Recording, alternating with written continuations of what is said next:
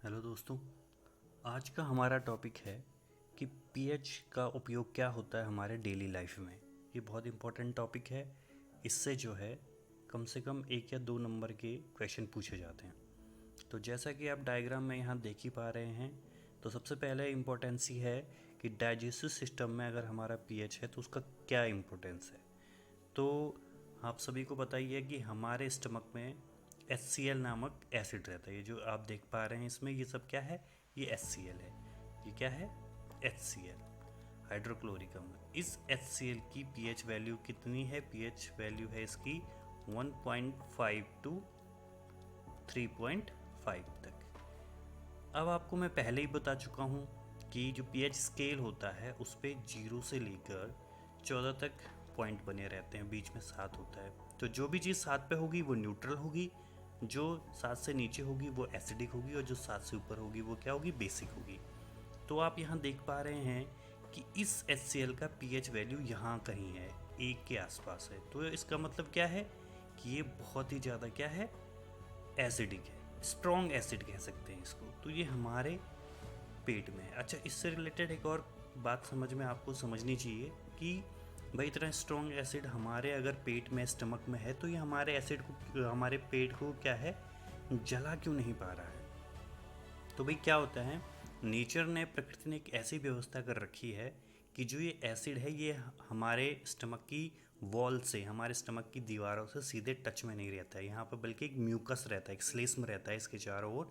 जो श्लेष्म जो है इस HCl को स्टमक की वॉल से टकराने नहीं देता है, जिससे हमें इस एसिड से कोई खतरा नहीं रहता। लेकिन कभी कभी क्या हो जाता है कि ये एसिड बहुत ज़्यादा मात्रा में बन जाता है। बहुत ज़्यादा मात्रा में बनता है तो हमारे स्टमक का जो वो श्लेष्म होता है, जो म्यूकस होता है, वो कहीं कहीं जगह पे क्या हो जाता है, कम हो जाता है, और जिससे ये HCl जो है डायरेक्ट जो है टच में आ जाता है हमारे स्टमक वॉल के। और जब ऐसा होता है तो हमें एसिडिटी फील होती है ना। इसको ही हार्ट बर्न या एसिडिटी, या कभी कभी आपने घरों में सुना होगा कि कोई बुजुर्ग कहते हैं कि आज हमारे सीने में जलन हो रही है, हमें एसिडिटी हो रही है। तो ये आपको पता होना चाहिए, ये कुछ नहीं है बल्कि उनके पेट का जो HCl है, यानी जो एसिड है, वो बढ़ गया है।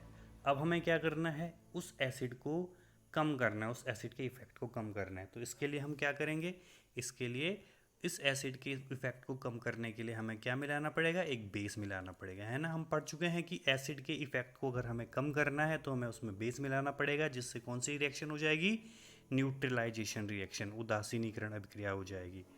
तो बस हम यहाँ यही करते हैं।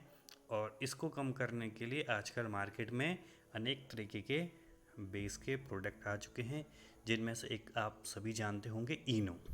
वो इनो कुछ नहीं है, उस इनो में मिला होता है milk of magnesia, magnesium hydroxide, ये मिला हुआ होता है। और जैसे ही हम इसको पीते हैं वो इस HCl की इफ़ेक्ट को क्या कर देता है, ख़त्म कर देता है, न्यूट्रलाइजेशन रिएक्शन कर देता है, जिससे हमें तुरंत आराम मिलता है।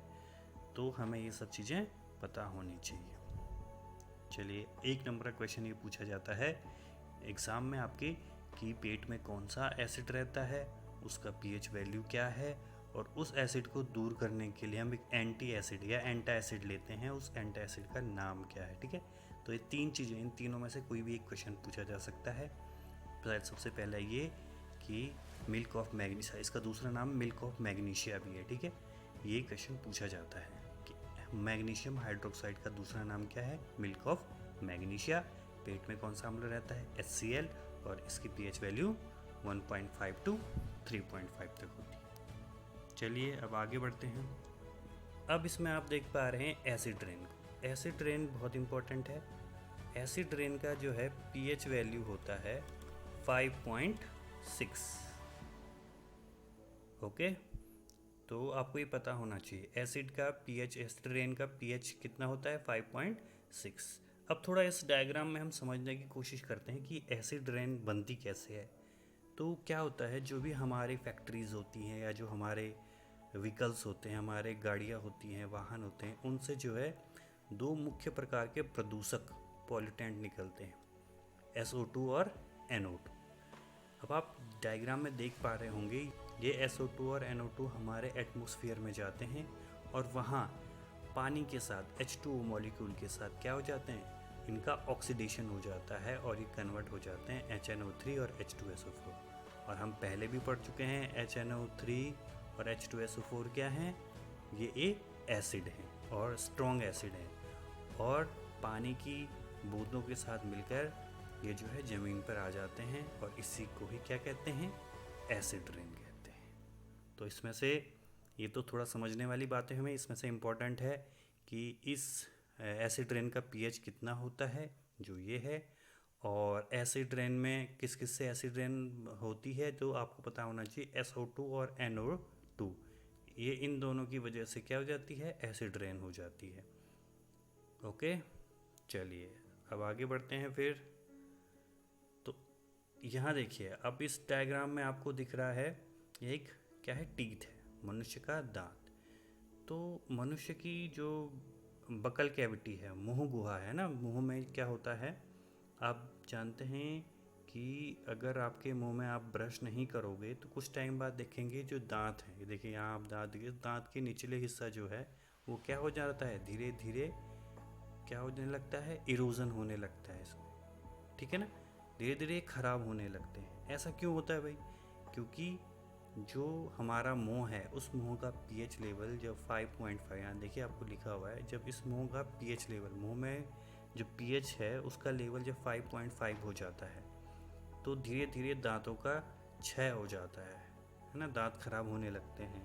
आपको ये इम्पोर्टेंट है कि हमारे मुंह गुहा में या मुंह में पीएच वैल्यू कितने पीएच वैल्यू के बाद दांत खराब होने स्टार्ट होते हैं या दंत क्षरण स्टार्ट होता है, तो 5.5 के बाद ये स्टार्ट होता है। तो अब भाई इसको दूर कैसे करें भाई, तो इसको दूर हम कैसे कर सकते हैं, ब्रश करके, है ना, टूथपेस्ट और ब्रश करते हैं।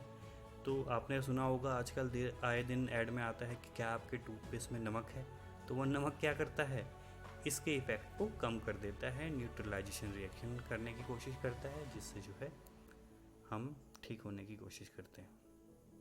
चलिए ये भी हो गया।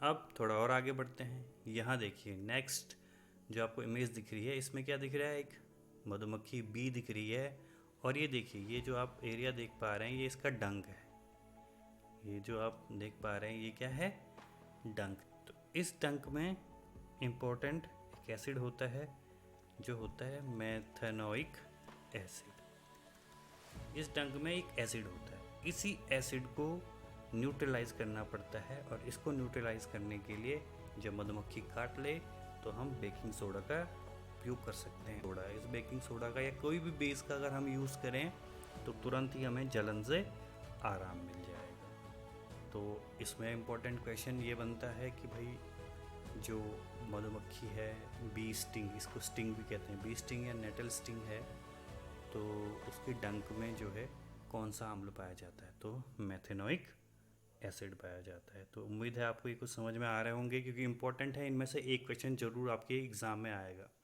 यहाँ देखिए, यहाँ हम देख पा रहे हैं कि पीएच स्केल दिया हुआ है।